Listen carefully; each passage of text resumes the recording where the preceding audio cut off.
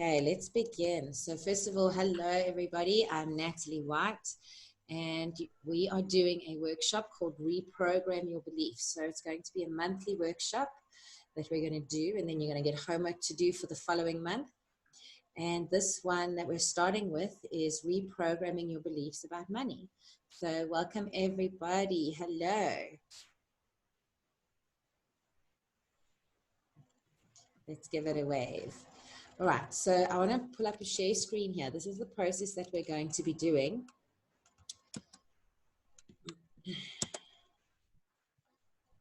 Right.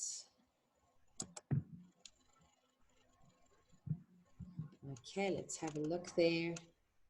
And you'll see there on the right, it has the list of the steps that we're going to be taking. So it's really like a diagnostic process, and then a finding what is the medicine, and then acting on it. In other words, administering the medicine. So first we're going to begin off by identifying old beliefs, and we're going to use a statement, I release all limiting beliefs about, and we'll go through the different words that we want to look at. We're going to write those down as we go along. Then the second step, we start choosing new beliefs. So we're researching what actually is out there, what is available in the reality that we would actually prefer. And then we're going to create our own ideas about what we want our beliefs to be in regards to money. And then, of course, we come to the final step, which is to live those new beliefs. So in our mind, we're going to challenge our beliefs that we have. So I just want to meet some people. We're going to challenge our old beliefs that we have. And then once we have done that, we're going to find small steps that we can take to be able to engage in action and bring those beliefs into our life. All right, so it's a 3-step process. Let's stop the share screen, and we're all back in there. We've got another visitor. All right, so just begin. You can just write your heading, and we're going to begin just with a connection, like a meditation, but not really lots of breathing or anything. We're just going to connect. So if you can, just get up nice and straight. We're just going to take a deep breath in to begin. Nice deep breath in. And if you can, close your eyes.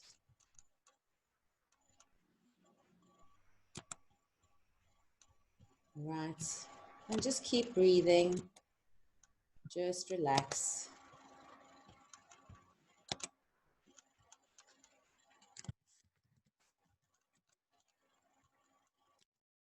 Let your breathing get calm.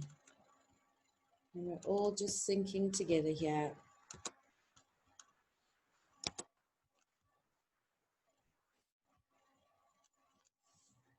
Okay, so I'm going to set the intention with this workshop that I deliver the message to you in words that are going to help you come to the clarity that you need.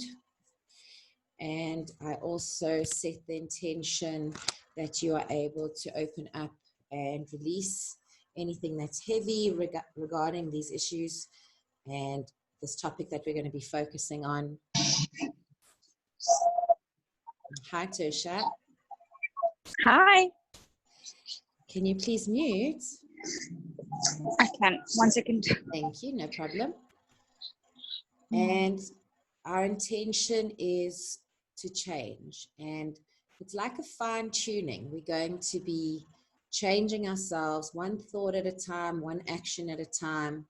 And it's a very conscious process. So our intention is to be aware and have control where we would like to in these particular areas. So we're going to take a deep breath in and let it out and just relax into this space so that we are in a calm state of mind and we're able to release our thoughts without worrying too much about what it means, without judging ourselves too much. Okay, so let's begin by just explaining how the process works. Many of you will probably have an idea about the subconscious mind and neuroplasticity, all of that, and how it works and how that changes behavior, changes thought patterns, beliefs, etc. So ultimately, the simplified version of it is our neurons are wires. They're electrical wires, and they are insulated by a fatty substance and other things, but particularly the fatty substance called myelin. And every time we use a neural pathway, that neural pathway is myelinated. So more of the fat is put on the neuron so that it is better insulated, and the neural pathway becomes automatic. So it's like when you're brushing your teeth, you don't even think about it. It's automatic. You've done it so many times, and it's total autopilot. So a lot of the negative thoughts that we have, the programs that we have running in the background in our subconscious mind, are keeping us in an autopilot type of behavior. And they're so automatic that we actually don't even know that we're doing it. We don't always make a conscious decision. You know, something, for example, would be to go to a restaurant and order something. You'd look at, maybe you feel like a chicken schnitzel, but then there's a burger. Oh, the chicken schnitzel is a bit more expensive. And you don't really think about it too much. And the decision is already that you're going to have the burger because it's cheaper, or to just choose an item that's cheaper. So these programs are running in the background there. And we want to change that. We want to become aware of them. So we want to bring them to light. So just, you know, let's get rid of that woo-woo idea of what enlightenment is and just see it for what it is, which is to bring something to light, to just become aware of it. So we're bringing these limiting beliefs that we have to light. We're going to identify them. And once we see them, we've now identified the neural pathways that we want to replace with new neural pathways. And these new neural pathways are essentially what we're going to be doing when we're choosing our new beliefs. So we're choosing the new neural pathways. And then we have to do action so that the neural pathway that was a thought, we speak it and then we actually do it, it then gets myelinated even more, because there's also more senses going into it, because it's a visceral experience, it's a full body experience. So those neural pathways are now not only linked to thoughts or words, it's actually a physical experience and an emotional memory that's attached to it.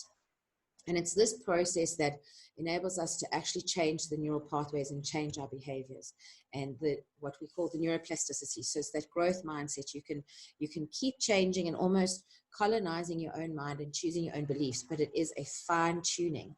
So my sort of catchphrase of my, what I do, the therapy that I do, is changing. It's changing one choice at a time. And it's literally a fine tuning of one's thoughts and one's choices. And you don't always choose the right thing, but every single time you just go a little bit further, and the self-improvement grows and the limiting beliefs fall away. Okay, so I think, does anyone have any questions at this point about any of the things that I've explained?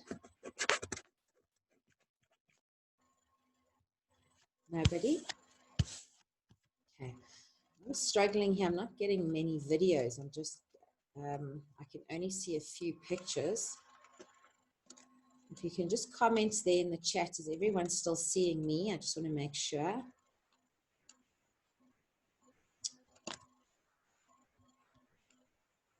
Okay, you guys are good. All right, so somehow I'm just not receiving the video.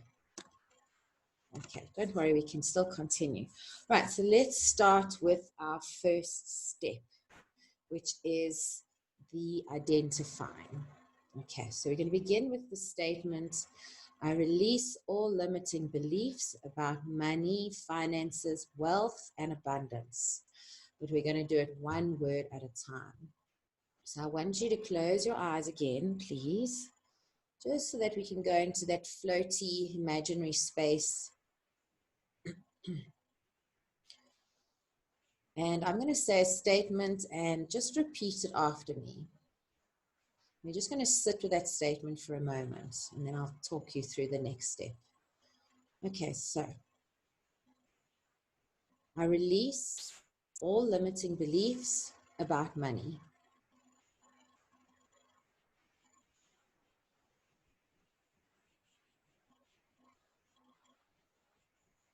I just want you to feel now in your body, are you feeling any tension in any part of your body? Are you feeling a little bit of irritation? Maybe your jaw feels a little bit clenched. Taking a nice breath where you may be clenching your shoulders. Let's repeat it again. I release any limiting beliefs about money. And I want you to go to wherever that feeling is in your body and really feel it. So actually go to it and try and feel what it is. Is it a pain? Is it a tension? Is it a discomfort? If you don't feel anything in your body, you might feel something, you might have lots of thoughts coming into your mind. Just go in there and just become aware of them. Just give yourself a moment to do that.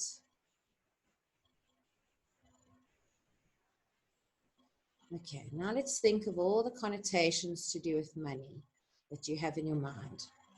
So we're going to be releasing any of these limiting beliefs. So just let your mind wander, think about money. What does it mean to you? What's the connotation? Maybe you've heard any sayings or phrases that your family have said to you.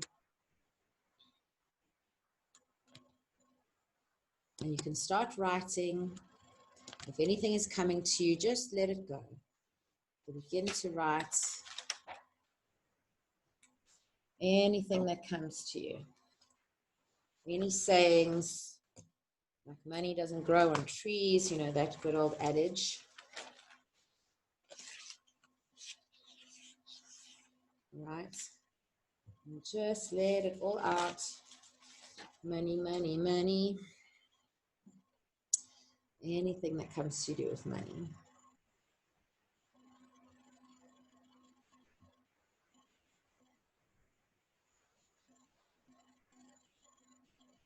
Right, I know a common one is that it's difficult to make money.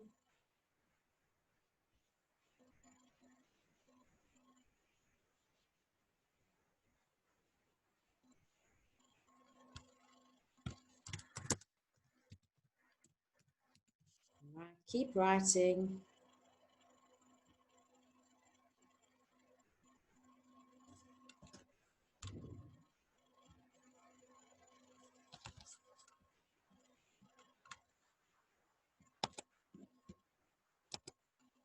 Right, and then just give me a thumbs up or a little I'm done in the chat when you're done, or you can switch on your mic and say, holla, I'm good, I'm done. Okay, Tertia, done, good. And keep, you know, we can go further and further. Just keep thinking money, money. If I had lots of money, where does money come from? How can I earn money? So just keep digging, see what comes up.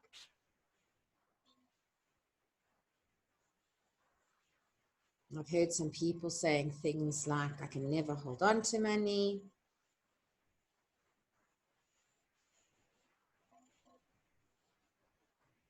Anything that comes up to do with that. Right, so just give me a little indication if you're done.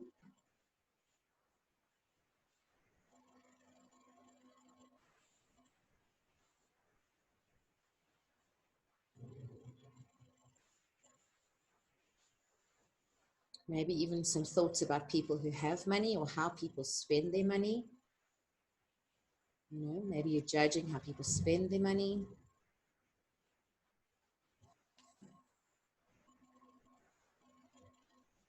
All right, we've got a couple done, 2 done, 3 done.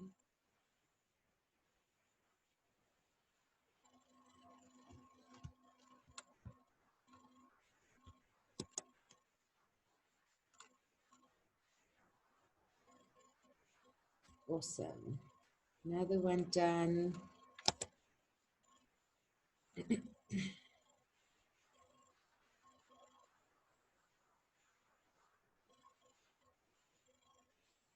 Okay.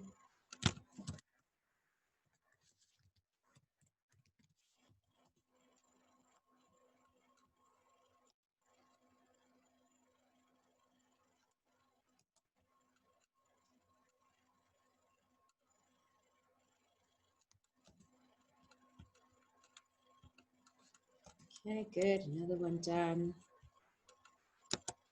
Right, so keep going if you need to. And this process, now that you've got it down, you can really go often and sort of check out, you know, go digging again. So you do it every now and then. Check what's still in there.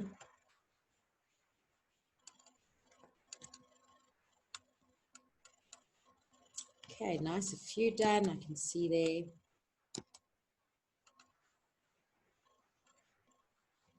Right, so I'm going to stop there. Let's go to the next one. And remember, like I say, you can do this later. You can add more to it. So the next one we're going to say is, I release all limiting beliefs about finances. So we say it together, or you can repeat it after me. I release all limiting beliefs about finances. And just that word finances, just feel, where do you feel it in your body? Does it make your chest feel a little bit tight? Maybe there's some connotations from school days about maths and stuff, being uncomfortable about numbers.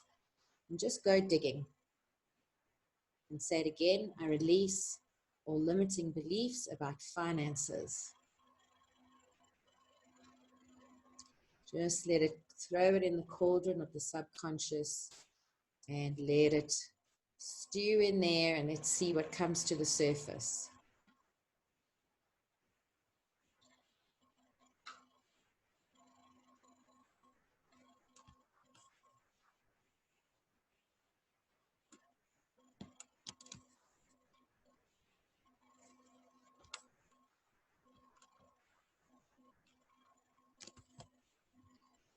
Finances, financial.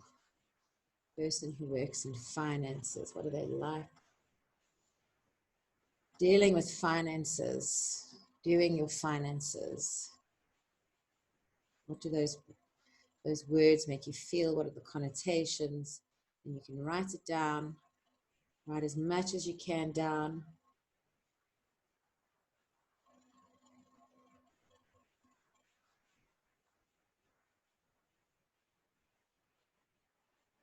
Do you ignore your finances? Are people who are into finances boring? You know, what are your thoughts there going on behind the scenes?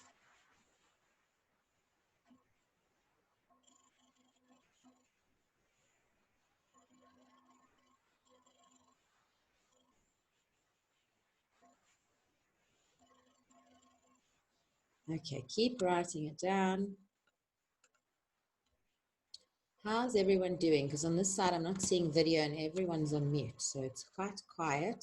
Give me a thumbs up or a comment in the chat or put on the mic. Let's hear how you guys going.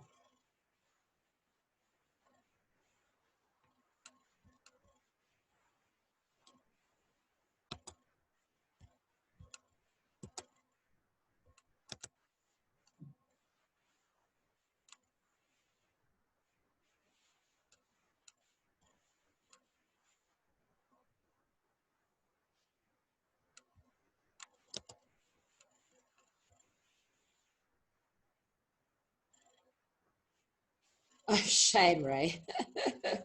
When I think of money, I want to puke. Well, that's not nice then. What happens when you get money? Whew. Not very nice.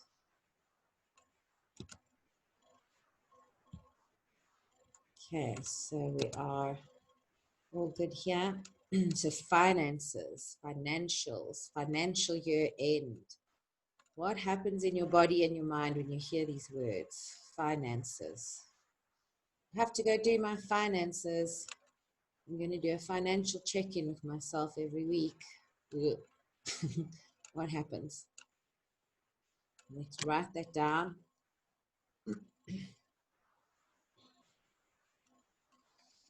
Okay, then a good one. This one has nice, thick connotations. Let's move on to the next one. So the next one is, I release all limiting beliefs about wealth. So let's repeat it after me. I release all limiting beliefs about wealth. Wealth. Wealth. You can just hear it in the word there. What does it make you feel? What is that feeling? Is it a little bit of disdain, judgment. You want to pull your nose up. What are the feelings? What are the thoughts that are coming to you as you think of this word wealth? So we can repeat it again. I release all limiting beliefs about wealth. And let them come up. We're going to release them. We're going to bring them to light. We're going to see them. We're going to become aware of them so we can choose new ones.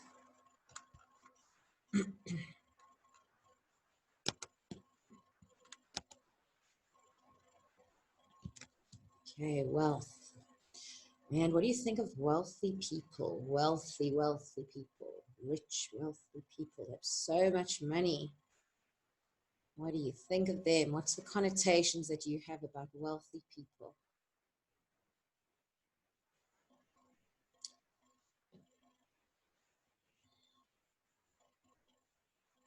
What do you think about attaining wealth?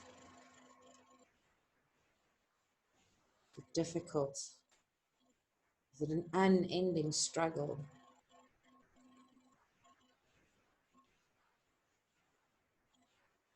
What are those limiting beliefs? Even once I've got the wealth, I'm still going to have to work as hard.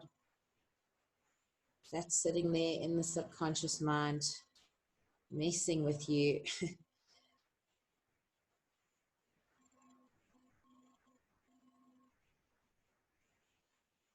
So let's write it down, get it all out, get it off your chest. And don't be scared of what you think. Don't be scared, let it out, and no one's going to see this paper.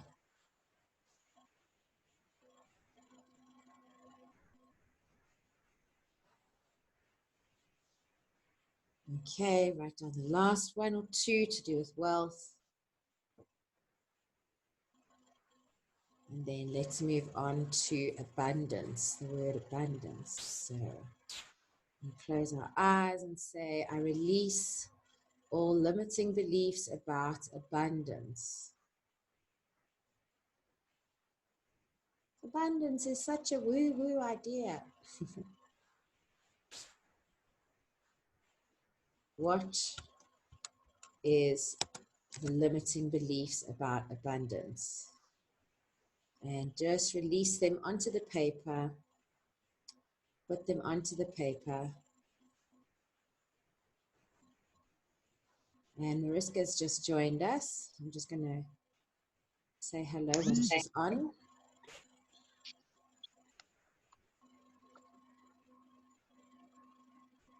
Hi, Mariska.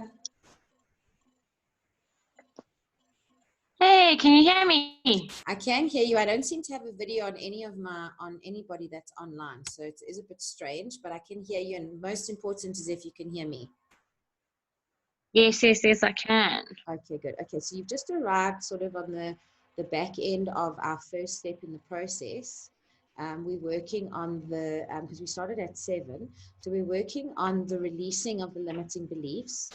So what we're doing now, we're on the 4th word, but I'm going to say the statement with all 4 words for you so you can write it down, and then you can then just take a bit of time afterwards to just go and meditate on that. Perfect. Okay. So the statement is, I release all limiting beliefs. I release all limiting beliefs about money, finances,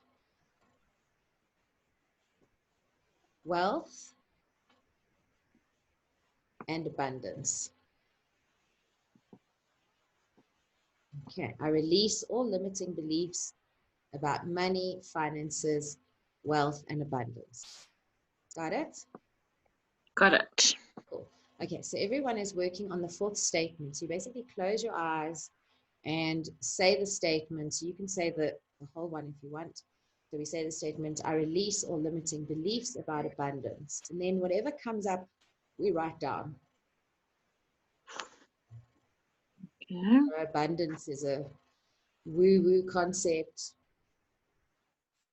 you know. Why do we see so much suffering around us if there's such abundance?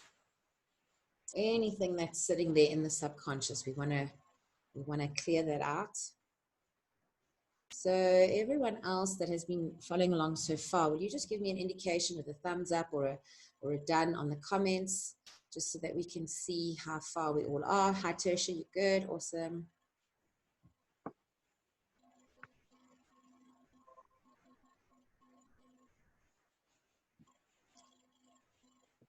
And this process can be done anytime. So whenever you're feeling a block or an obstacle or whatever in your finances, or you're feeling stressed or whatever, go and sit down and say the statement, I release all limiting beliefs, and go through each of them: money, finances, wealth, abundance. You can actually use any other word you want, just see what connotations are sitting there in your subconscious mind.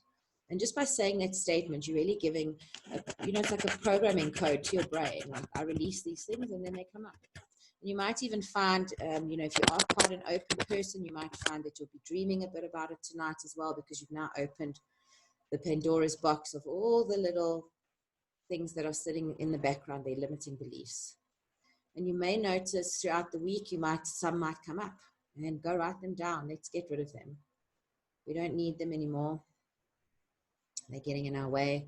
In the old programming, we can program ourselves. We know how to do it. It's simple. Okay, so have a look at your list of words and phrases and things, and we're going to have a little bit of an interactive here. I'm going to share some of my beliefs that I found, which were pretty profound and really eye-opening.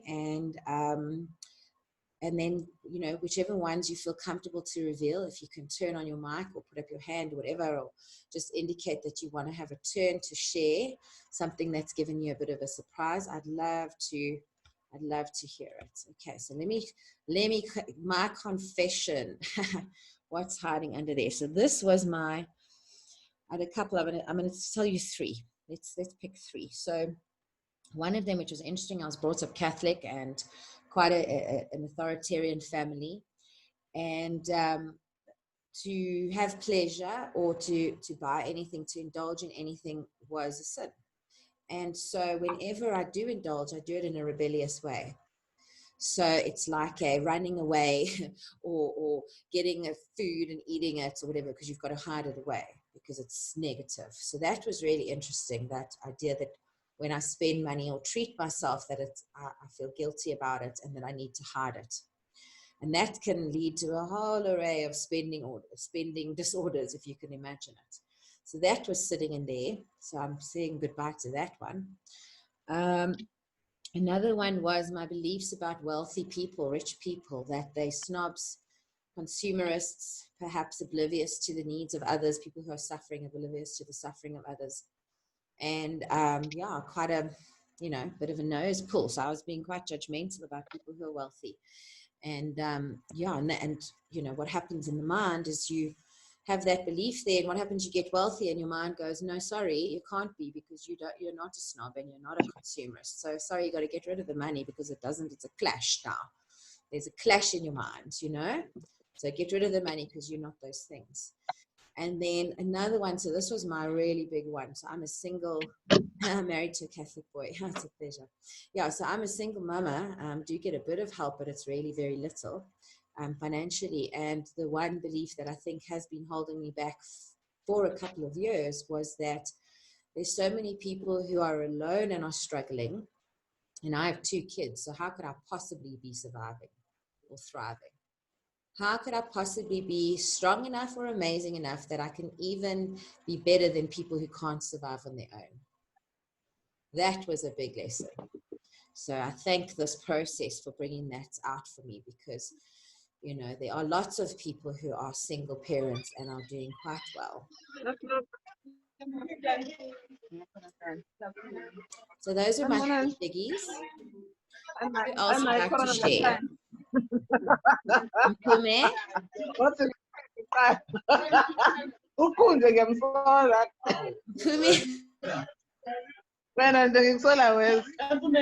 It looks like we've got her mic on here. Let me just try and mute her. Okay, there we go. All right, so please, I'd love some sharing. Please share your ones. They don't have to be the naughtiest and deepest ones like I shared, but those ones were pretty profound to me, and I'm really using them. Okay, cheers. Michael.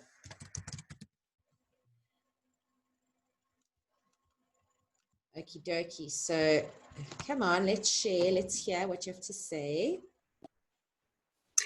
So I'll share with you guys. Can you guys hear me though? Can you hear me? I can hear you. Hmm? Okay. So the one thing that came up for me was that I've always sort of looked at people who are wealthy and thought of them as already being born into it. And I was not ever born into that, so I can never ever have it. Wow. And as a result, it's completely out of my grasp because I don't come from it. So how could I ever attain it? Mm-hmm. And like always fighting to create that for my own child and thinking, but how can I create it for my own child if I don't have it within my own vision to be that way? Because I've already kind of pushed myself out of that way. Another thing that came up for me was how I believe abundance exists, but I have sort of excluded myself from being that way because it's unattainable again. All of these things I've put down as unattainable. Mm-hmm. Yeah. Yeah, that's it. That's interesting. Almost like so one that came up for me was that there's something broken about me that's making me not be able to make money. You know, there's something broken that I can't get it right. So I need to fix this broken thing. But there's nothing broken. Everything's okay, functioning. Apparently, I'm still alive, and my children are still alive, so we're surviving. Anyone else want to share? Everybody's quiet tonight. Hey, just share one if you have one to share that's come up. I'll share one. I know I've joined late, but I'll share one. That'll be great. Kind of a perception about all of the money, finance, wealth, and abundance that I've always had is if you have a lot of money or finance or wealth, it brings with a lot of stress. Where you actually working in a life to eliminate stress, so that doesn't coincide with having a peaceful, tranquil life. The more money you have, the more stress you might have. Yes.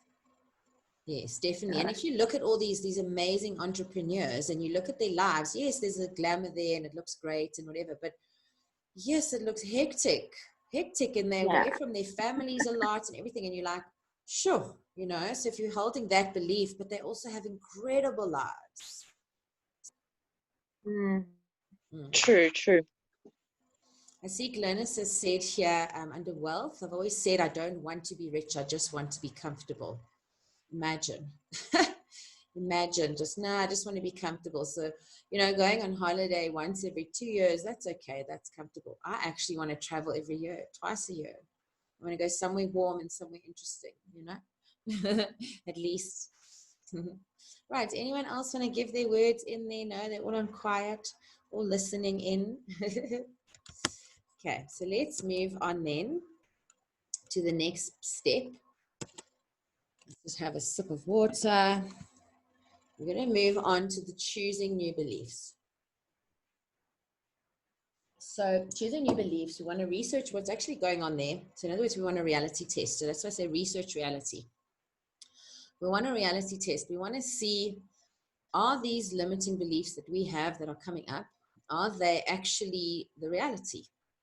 So one of them, for example, is that rich people that came up for me, rich people or very wealthy people really are oblivious to the needs of others and, you know, don't really care. They're stingy with their money and so on. So I'm going to do a share screen here, and I'm going to just show you. I obviously went and did some research to just see. I'm going to bring up the share screen for you now. Let me just pop up these pages for us.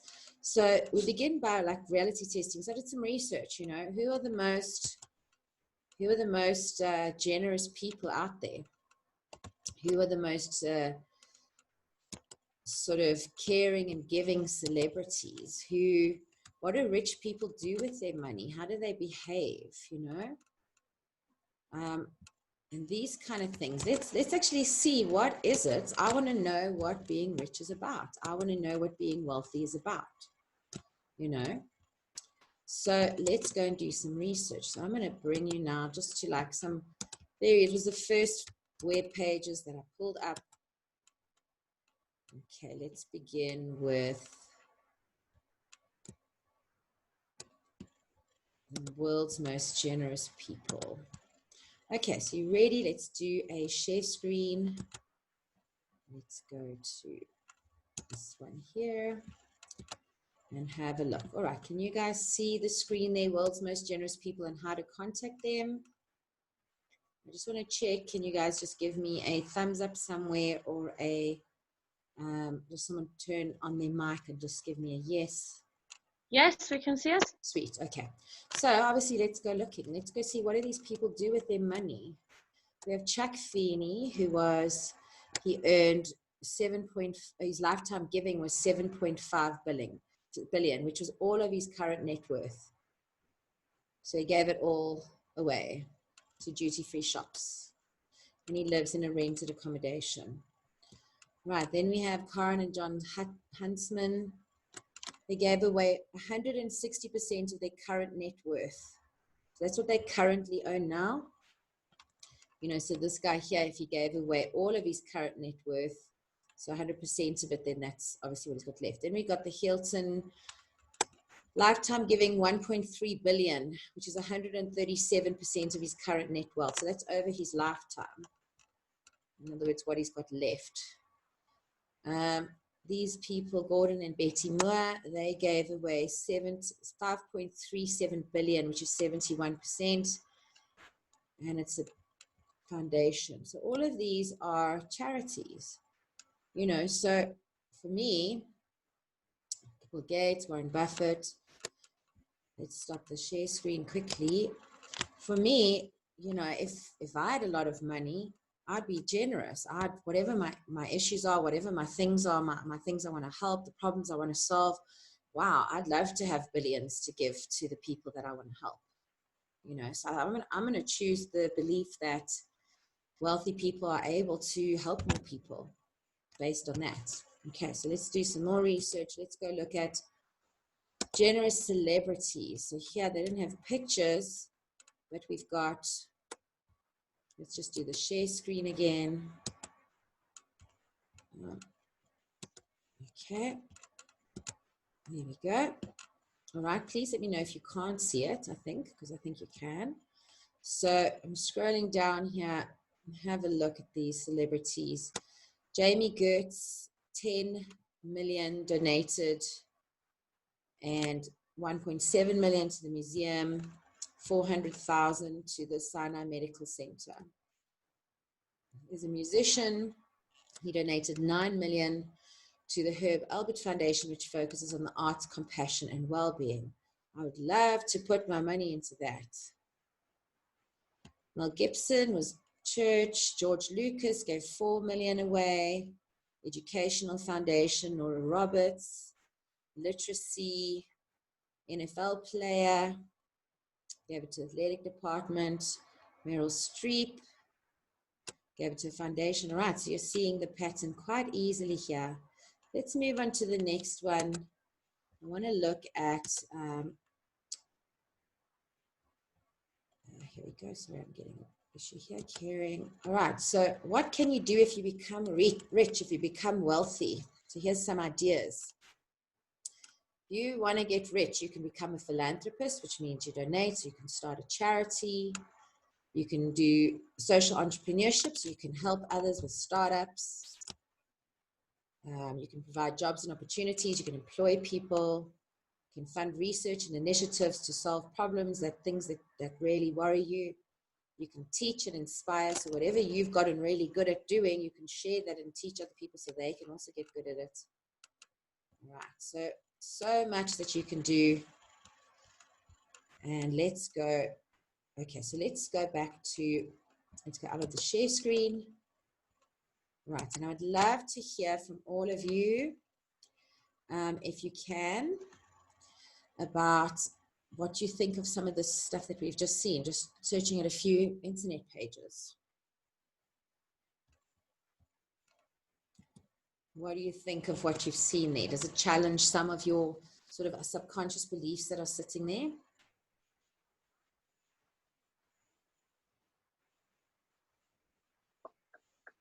If no one wants to go, I'll go. Thanks, love.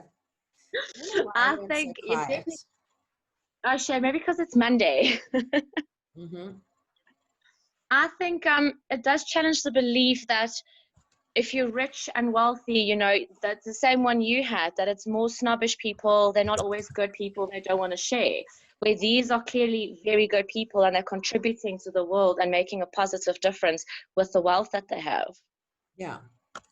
So if you have that money, you can do that stuff. I mean, a lot of us want to do help. Just because we're here, we want the world to be a better place. We already know this. Definitely. Mm-hmm. And I think it opens up more possibilities to be able to help others and to share. Mm-hmm. So I see here Leslie has commented, immediate reaction there, celebrities, not ordinary people. So I'm not a celebrity. I can't share that money. We know Bill Gates started in his parents' garage. We know this. We know Richard Branson didn't even get out of school, didn't even matriculate. We know these things. There's so many examples. So go and research reality. Go and see how there are examples of people who are wealthy and are doing good for the world, and look for all the things that you could see that you would love to do once you are rich and wealthy, and start writing them down, as if not like, if I'm rich, this is what I'll do. When I'm rich, this is what I will do. So let's then, I just want to go to the second section. I just want to bring up the share screen again for you quickly. So here we're going to start creating our own ideas about when we are rich, what we actually want and what we desire, what we're going to do, and what character traits we're going to have, what behaviors we're going to exhibit. You know, what are we going to do when we're rich? Like, I can't wait to be rich. I'm super excited. And what am I going to do with it when I am rich? Start writing it down. I've written pages and pages. What would I do? Just start writing. And let's say you're a billionaire. So what would I do if I was a billionaire? You're not going to worry about buying a big house and a big car. You're already going to have that. You're going to already have that. It's going to be automatic that you have that. What will you do with that money once you're a billionaire?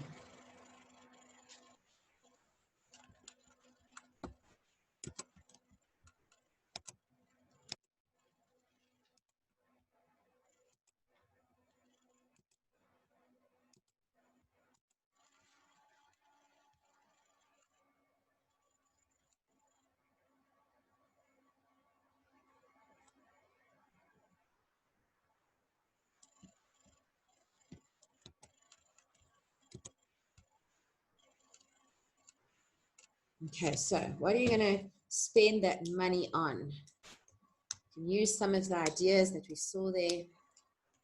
What are you going to spend your money on? Start writing it down. What are you going to create? What are you going to make? Who are you going to help?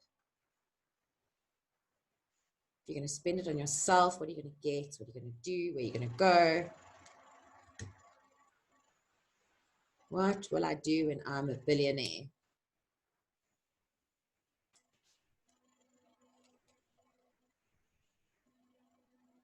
It's exciting.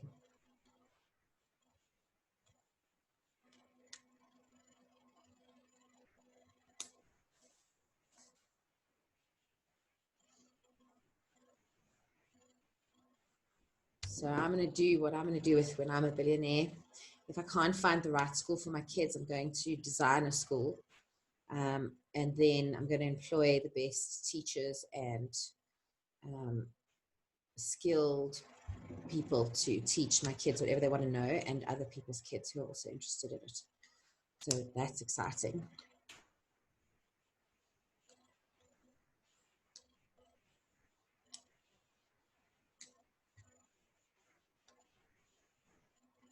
I'm also going to have my own chef. That's going to be great. I'm going to be eating the healthiest, organic, lovely food, preservative free. It's going to be awesome.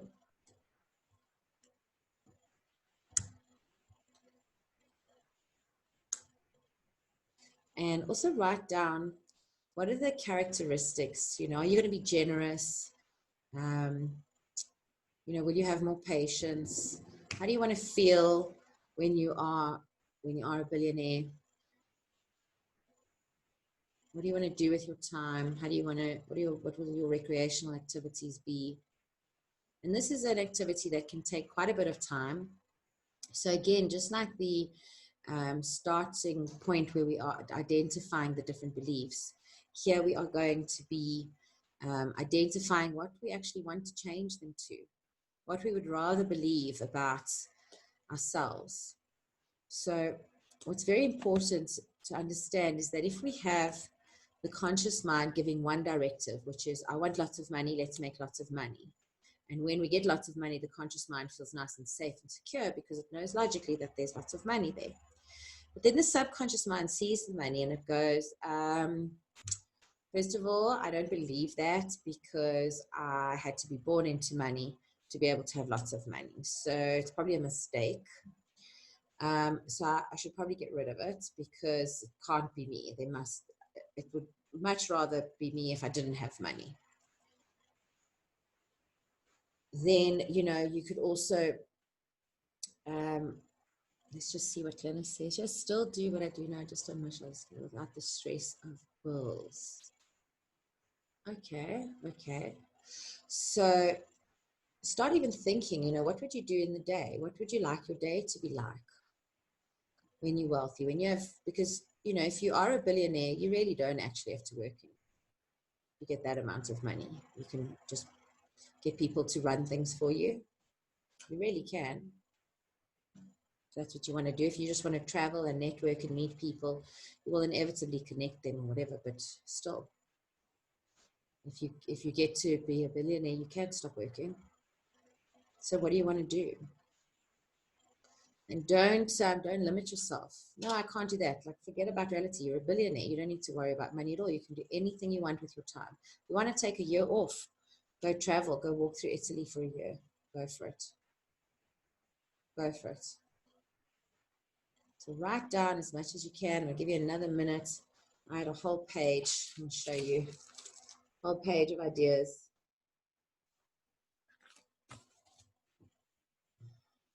Very exciting. You know, a very exciting experience with all these things. So you want to get, by the end of this process, also, who am I going to be? And you want to get a very clear picture of yourself when you're rich. Who you're going to be, what you're going to be doing, what you're going to have, you know, what companies are going to be running for you. So like me, for example, I want to have I want to be doing mass group healing. So basically this, but like on a massive scale. I want to start a hemp factory where we can manufacture textiles and fabric and everything. I want my entire home to be made out of hemp and all my clothes and all my fabric and everything. And I would like to sort of spread it and teach the technology far and wide so that people can start sort of growing their own fabrics or whatever. I also want to have fruit, veggie, and honey farms, quite a few of those, and also Earth Shipbuilding Company. So I'm going to have a whole community with all these magical things happening. Very exciting for me and very modern, lots of tech. So it's going to be the permaculture and tech mixed together. So write down your ideas and then give it another 30 seconds. And then please share it with us. Let us hear.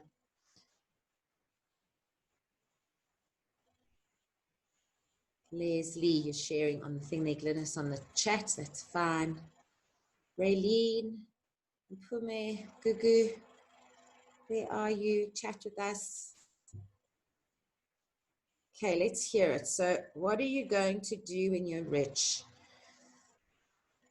Let's pick on you because you're all quiet. Let's have a chance.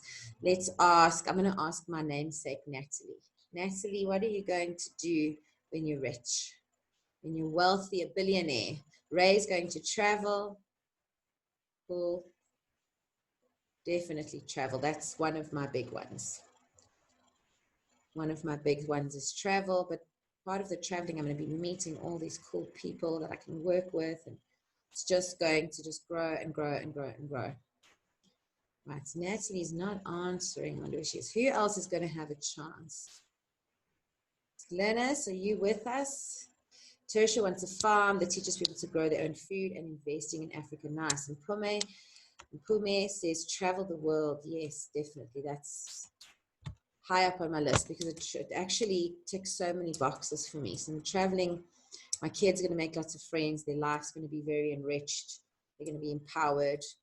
And I'm going to get to see all these beautiful things and having beautiful experience, connect with lovely people. I love meeting new people, and also developing deep, meaningful relationships with different people.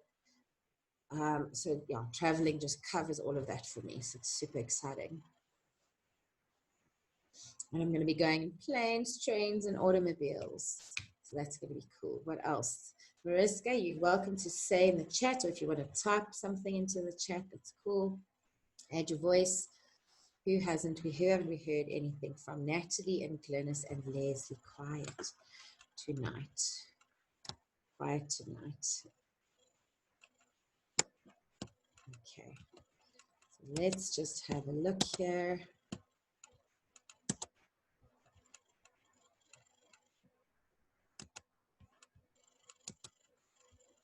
Okay, is everyone following? Everything's fine. On the health fitness side, you have a personal trainer and chef. Meet, thanks Leslie, meet and network with global thought leaders to create opportunities for those who would not normally have them. Teach people to empower themselves differently.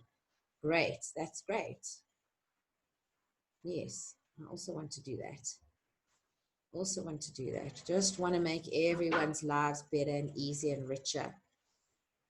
That's what we want. Okay, so that is the second step done. So we have a very clear picture in our mind, and time-wise, we're doing well.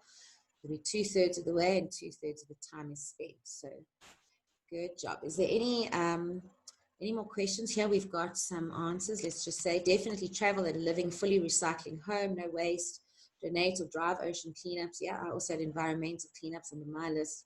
Definitely have a fund to empower those who are less privileged. Yes, yes, yes. I think we all want that. I've also got the words empower in mind. I've got build communities to help people who are, for me, single moms, single parents is one of my big things. And I've always believed in it takes a village to raise a child, and I would create communities where there would be like, for example, 10 homes, but then 7 of them would be paying and 3 would be just to support, a single parent to get on their feet or whatever, or anyone who's in dire need of help, to get on their feet for a couple of months. So that would be something that I'm going to do. Have a farm and donate money to different churches. Yes, that's lovely. All right. So we want to create this clear picture in our mind so that we can actually become this person, because the way that we create and the way that we affect the world is to take action. So the process is from thought to word to action. So thought, we're identifying what are these thoughts that we've got, and now we're choosing new thoughts. And then we're going to find how can we put them into action. Okay. And the first way that we're going to put them into action, so now we are living the beliefs now. We're going to put them into action, and we're going to live these beliefs. So firstly, we're going to just start becoming aware of our own thoughts. Okay, because the first point of change is the thought. And every thought is actually a choice. So when you have a thought, for example, I'm too lazy, I won't be able to do this. The minute that thought is presented in your mind, you actually have a choice whether to accept it or not. So my daughter used a cute analogy. Whenever she used to get scared, I'd say, just shush it away or just shoo it away. And she said, Mommy, I'm imagining that I'm sweeping it away with a broom like it's dust. So you can use a visualization like that, or I just think of something else. I'll redirect. So what we're going to be doing now is we're going to be redirecting. So imagine you're walking down a certain path, and you realize that this path is dangerous, you could hurt yourself, and you decide, I'm going to go this way around, I'm going to create a new path. And that's what we're doing. We're changing the neural pathways. It's that simple. So now we're creating a new path. So this first time you go on the new path, you're not really used to it. It's not going to feel super comfortable walking through it. You might have to push down a stalk here or there out of the way. You might have to duck, so it's not instant. It's not an instant path. And you're going to have to walk over that path a number of times before it comes clear and easy so that it's automatic to walk over there. And what's going to happen is sometimes you're going to not be paying attention and daydreaming about something. And there you find yourself almost on the other path again. Oh, and you've got to turn around a bit, backtrack, and go back on the new path. And that's what you're doing with your thoughts. Whenever you have this negative thought, you have this thought in your mind, okay, I'm not gonna hold on to this money because, never been able to hold on to money. As soon as you get there, you go, hold on, that's an old thought, stop. I can decide that I am going to hold on to money. And then from there, so from those thoughts, so first of all, the thoughts change. So this is not an instant process because you're not every day going to have every one of these thoughts come up. So you're not going to be challenged with them. So that's why I want to have a month between each of these sessions. So for a month now, you're going to be practicing fine-tuning your thoughts and your actions. So we begin with the thoughts. So once we've got the thoughts and we have a choice now, we know each time we have a thought, we can either agree with it and listen to it and let it play itself out, or we can choose to have another thought. Okay. From here, we're going to now start. Remember we said we wrote down the clear picture of ourselves in the second step. So now we're going to move on to really coming to grips with how we're going to behave as our rich self, how we're going to act, what our day is going to look like, and we're going to actually put it down onto paper, what we're going to do and how we're going to act upon it. But it begins with awareness of your own thoughts. I don't know if everyone here meditates, but meditation has been my greatest tool for becoming aware of my own thoughts and going into what we call observer mode, where you can actually see your thought trail and watch it and then sort of detach from it and go, oh, that was a fun story happening in my head, So first of all, we change the thought. Now we begin to actually decide how we're going to put into action. How are we going to take something from the thought realm, which is, the quantum realm, thought, ideas, imagination. We're putting it into words because now you've already written it down and you're going to write down some more in the future. And then how we're going to put it into action. So for me, the simplest thing is to start with your daily habits, because you can just change like a few things here or there in the morning, add 5-10 minutes there, do something in the afternoon, whatever. And you can really just start bringing into this reality, into action, these new beliefs. So to do that, I just want to show you quickly, I'm going to do a screen share of the habits that rich or wealthy people practice. Okay, so there are some common practices, and let's know this is a generalization, obviously, and let's just have a look at this. Okay, so want to know how to become rich. Here's some interesting habits of rich people. So they begin with junk food. So they don't eat a lot of junk food. All right, so there are statistics here, but I don't want to bore you with them. I just want to use the actual things. They don't eat a lot of junk food. They eat mostly fresh, clean, paleo, vegan, vegetarian, those kind of things. Right, so if you're getting a limiting belief popping up now, going, oh, but they've got money to do it, write that down. Right, gambling. 52% of poor people gamble, only 23% of wealthy people. So do you practice gambling? Singular goals. Okay, so 80% of wealthy are focused on accomplish some single goal. So it's not a vague goal, it's a very specific thing. Very specific concept that they have, something that is very important to them that they want to do. Exercise. 76% of them exercise 4 days a week. So they are healthy. Why? Your brain functions better when your blood is flowing, getting regular sleep, walking, not being sedentary, being active, having a busy life, stimulation, sports. All those things nourish the brain with novelty, neurons. Audiobooks. So this is a great one because I've been practicing this for a while. Audiobooks. 63% of wealthy listen to audiobooks during commute to work. So a couple of years ago, I went traveling and I had podcasts and audiobooks loaded on my phone or Wi-Fi to listen. And I listened for, let's say, it's an 8-hour trip the whole way down, learning. And you can learn so much in that time. The audiobooks, podcasts, wow, great. I even listen to podcasts when I'm doing the dishes or any kind of housework that's not noisy. This for me also, there's a lot of wealthy people read a lot.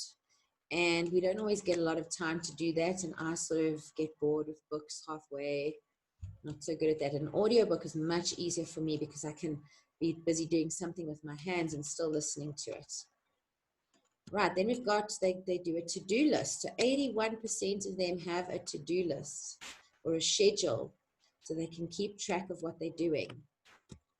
Let's see about the non-fiction. So this one's really interesting, and this is one that's I'm definitely going to be putting into practice. So 63% of wealthy parents make their children read 2 or more non-fiction books a month. I don't even read 2 non-fiction books a month. So that's very interesting. That's a change in behavior. Volunteering. Okay, so parents make their children volunteer. The wealthy parents, you know, we have this idea, I have this idea that wealthy children are spoiled. They don't have to lift a finger. But here, 70% of wealthy parents make their children volunteer 10 hours or more a month. So that's a day or 2 days. And it talks about making connections. So I can send these links to you guys just if you want to read up about it. Happy birthday. 80% of wealthy make happy birthday calls or connections. Write down goals so we can check all of this. I think that's the end of the list. Oh, it's quite a lot. Read more. 88% read more. Bite your tongue. This is a good one. 6% of the wealthy say what's on their mind. Pick your battles. Okay. Network. Yes. So any markets, any connecting spots, you go there, make friends, and get to know the people, know their details. TV, 67% watch 1 hour, less than 1 hour of TV a day. They don't really watch reality TV, only 6%. 44% wake up early. So you're getting some hints here. Right, are you guys still with me? Can I just get a, Mariska, would you mind just saying hello if you can hear me, because your mic seems to be working fine.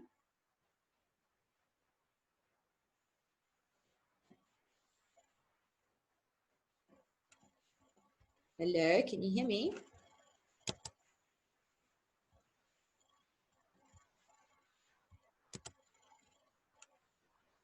Right, I'm just going to unshare the screen here. Stop share. Okay, Tertia, you can hear, that's great. All right, so as long as one of you can hear, that's great. So let's just go back to that share screen. I just want to see some more of the habits because I want to use them as examples for us to be able to create. So teach habits. 74% of wealthy teach good daily success habits to their children. And here it says it's not actively teaching, it's more about children observing your good habits. And this is something that I have preached. A lot of parents struggle. Their children don't want to do what they tell them. I mean, imagine I'm nagging my kids all the time to do yoga and go walking with me. Even though they don't initially do it, they will naturally imitate you. Right, so opportunities. 84% believe good habits create opportunity. Okay, and bad luck. Bad habits create bad luck. They're always learning. 86% lifelong education. And they love to read, 86%, and they are different. So there is a difference between wealthy people and poor people. Okay, awesome. I can see that you can hear. That's great.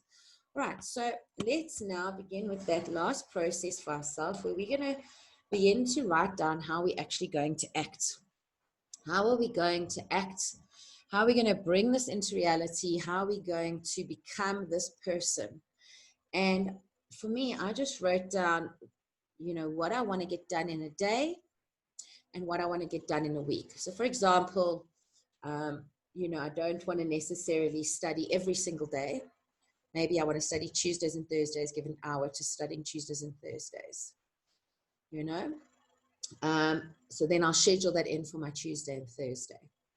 You might want to say, you know what, I'm going to wake up every morning. So I usually wake up at 6. I'm going to set my alarm to 5:30, get myself a cup of coffee, and I'm going to snuggle right back into bed and have my cup of coffee while I'm reading a book, or I'm listening to a podcast, or maybe I'm going to meditate. So whatever it is, just start writing a couple of things down that you want to put into practice, some habits that you want to put into practice, some that you can do in the day, some that you can do in a week. So like one of my things, for example, is to do a financial check-in at least once a week. So I go in all my accounts, check what's there, check what's been, like a recon every single week, just so that it's always in my awareness and it's not this thing of like, oh, I'm not sure if there's enough in that account. I'm not hiding away from the finances anymore. I need to sort them out. Okay.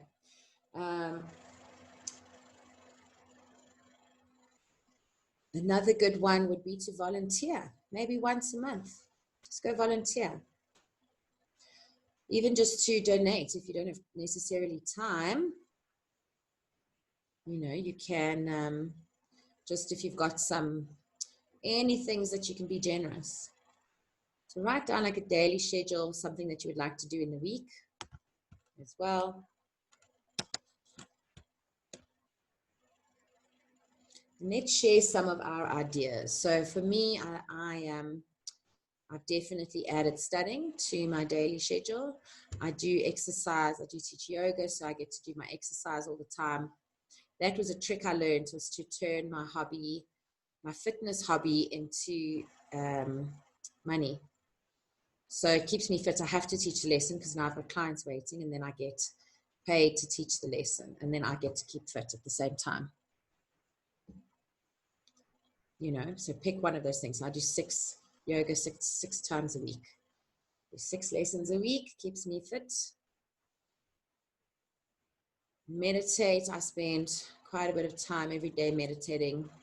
And meditation for me is really just focusing on what I want to do, what I want to achieve, what needs to be done next, allowing any ideas to come through, and giving myself some silent time just to focus my mind.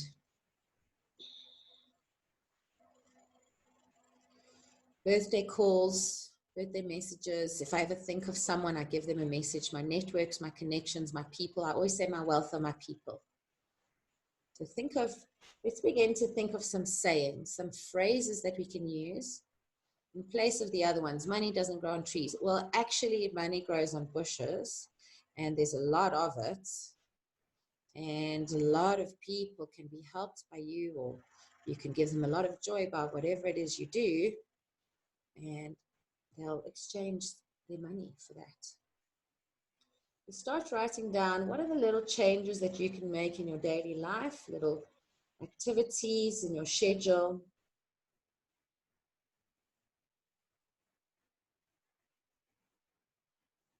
Let's hear some of your ideas. Let's share some of them. I'm happy if you type them on the chat.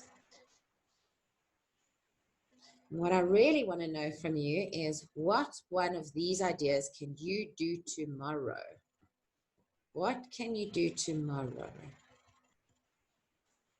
A commitment to put into action what we've learned tonight, to put it into action from tomorrow. So tomorrow is Tuesday. I'm going to study tomorrow morning. Definitely. I'm going to put into action my belief about myself. And rich people study, they keep learning. And I am a rich person. I am wealthy and full of opportunities, so many opportunities, so many ideas. Right, so let's share. So when Pume says, listen to Audible at least 30 minutes per day, have a pile of books on the Audible with 80%, not even half listened to. Okay, Leslie, my affirmation practice has slipped. Need to reignite it starting tomorrow. Sure. Listen to podcasts. Good. That's good. I mean, something even simple like tomorrow morning I'm going to eat a pawpaw for breakfast. I mean, you know, I know it seems like a simple thing, but it's, I mean, I'd much rather have toast with butter on. But if I just start my day with a pawpaw, then I feel like, yes, I am, you know, imagine like I'm waking up in the morning and wealthy and just, you know, schwa schwa, having my lovely pawpaw on my patio. So what I like to do with sticking to a schedule is I actually set my phone alarms and I write in there what I'm doing. So like for Tuesday, I have from 8:30 to 9:30 is study. Monday, Wednesday, Friday, 8:30 to 9:30 is social media.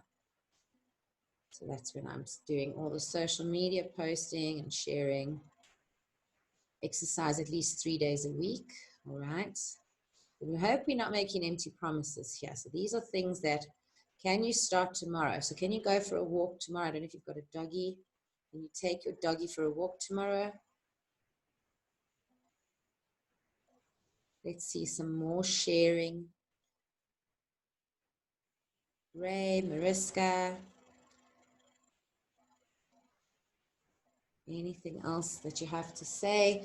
Any values? Perhaps even if you can share, what are your new money statements going to be? What are your new money statements going to be?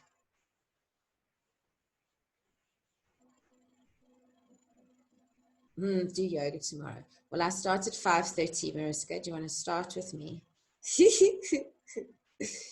5:30 sunrise yoga, Tuesdays and Thursdays.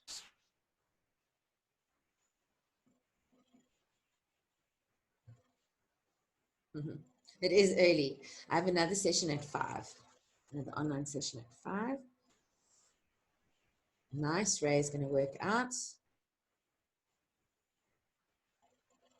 Okay, and then we're going to take one last little bit and we're going to talk about what experiences can you actually have now that you love and you enjoy and that make you feel like, oof, you know, luxurious, like wealthy and luxurious and rich. What are the simple things that you can do that don't cost money, that make you have that feeling? So something as simple as, you know, if you have a gown, like a lovely, thick, warm gown, you know, just getting into bed with your gown on, making a nice cup of something, put your heater on, or maybe a chucky or something, a big biscuit, rusk, and you sit in your bed, oh, like you're in a hotel, you know, it feels so luxurious. Maybe even a bath, maybe make yourself a candlelight bath.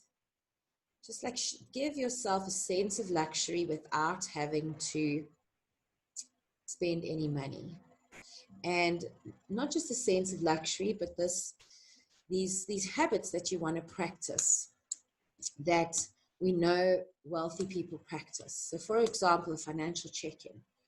You know, you go in there with excitement and you're ready to do this. I want to face this. I want to know what's going on with my finances here. I want to know what's going on. I hate feeling unsure. I hate feeling uncertain. I don't want to feel that anymore. Even if I'm under, that's fine. But at least I know. Yes, start volunteering. That's free. Exactly. So, you know, we have this idea that when we become something, we become older, we become, we get a, you know, we get qualified in something, or we, you know, get a different title, or we become wealthy, that we're going to be a different person. But it's not. It's still going to be us. And so to become that person, you have to start being that person. What behaviors would you do if you were that person? And you need to start doing them already. And then you become that person, and then the you know, the actions naturally lead to the consequences. Okay, so let's just have a check-in of all the bits and pieces that we've done along the way. So we've looked at identifying the issues. So in other words, what are these limiting beliefs? So I highly recommend, you know, tonight's a bit late, but whenever you have time, maybe later in the week, because now your brain's still going to process a lot of information. Go later in the week, give yourself, again, like quite a big chunk of time. I did it again this morning with myself. I took an hour and a half, and really write down anything else that comes up, any of these limiting beliefs that come up. And get it all out. And you can do this regularly. So whenever you feel like you're having a financial block, try do it again. So that's step one, is let those beliefs come out. Then the step two is to choose the new belief. So this is where you can constantly look for examples and ideas of what you want to do, who you want to be, and who you're going to serve, what you're going to help, what you're going to contribute to when you are rich. And who you're going to be. Get a clear picture of who this person is, who you're going to be, what you're going to be doing every day, every week, every month when you are rich. Because like you said, somebody said one of the limiting beliefs is that when I'm rich, I'm going to be so stressed, I'm so busy and everything all over the place. But that's not what you want. So who do you want to be? Who do you want to be? What do you want to be doing when you're rich? You want to wake up early, but then get an hour to go and sit in the sunshine and drink your cup of coffee while you just, look at the news or play on your phone or watch something funny to put yourself in a good mood. Doesn't matter. It's your life. It's your days. And you can design them as you like. So that is the final process. The final step is then to take these actions, take these behaviors, take these characteristics, and begin being them and acting on them. So generosity. For example, if you're driving past someone, who has begging on the side of the road or something, and you've just done your groceries or whatever, you've got an extra tin of tuna in the thing, or maybe you bought 2 loaves of bread, you're going to freeze one. Might think, oh no, I shouldn't really, but I need it. Change the thought, change it, reverse the polarity. Give the bread. Give the bread. I have one friend who, whenever she feels like she's struggling with money, she goes and draws money and gives it away. She says it's the quickest way to prove to yourself that you have lots of it. So if you can give it away. And time, if you feel like you don't have enough time, go give your time away. Go sit and do nothing for a day. It reverses the polarity of the energy. Okay, so that is the process. And definitely if you can spend more time working on it, and get to all those bits and pieces. And of course, if you need a bit of guidance, maybe there's a particular limiting belief that you can't get through, then obviously you can head my way, get in touch, and I can help you through that. And yeah, are there any questions? Just to conclude, does anyone want to ask something? And after I finish recording this, I'd love to just do a quick feedback session, just 5 minutes, just hear what your opinions are on this actual program, this workshop that we've run. But in the meantime, is there any more questions, anything else anyone wants to ask about the process?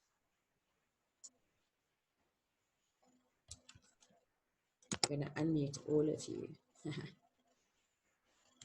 Right, so let's hear anything anyone has to say.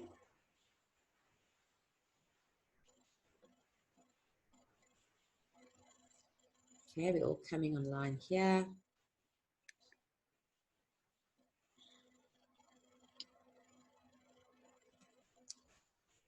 So Leslie, I haven't quite decided for next month. The obvious one seemed to be love.